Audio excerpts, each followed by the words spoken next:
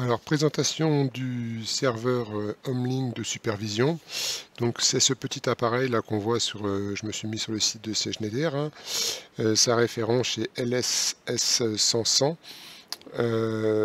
Son prix, ben, vous voyez, c'est assez élevé quand même, hein. Bon, c'est un prix public, mais notre tarif à nous serait plus aux alentours de 1000 euros. Donc, ce serveur, il communique par voie IP.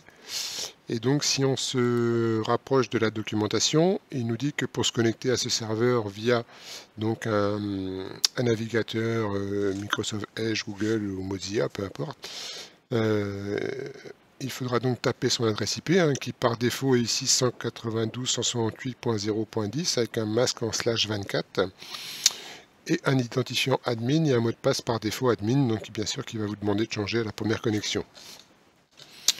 Donc par rapport à cette plage adresse réseau, là, c'est pas une plage d'adresse réseau que nous on utilise puisque l'atelier est en 10.60.1.x.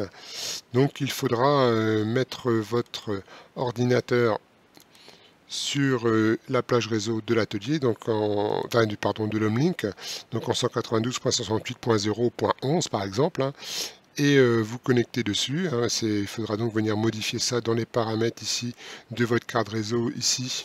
Alors moi je suis sur Windows 11, donc du coup c'est un peu différent, hein.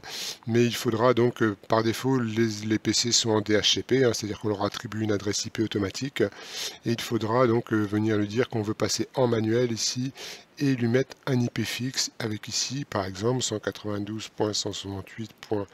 Alors c'est un point 0, attention, un point 11 par exemple pour moi, hein, et un masque en /24, donc en 255.255.255.0. Laissez tomber la passerelle pour l'instant. Dans l'atelier, pour info, la passerelle c'est la 10.60.1.1 et le DNS aussi. Donc voilà. Je vais repasser en DHCP, il est resté, c'est bien. Donc voilà pour la première connexion. Je vous laisse déjà passer cette étape-là.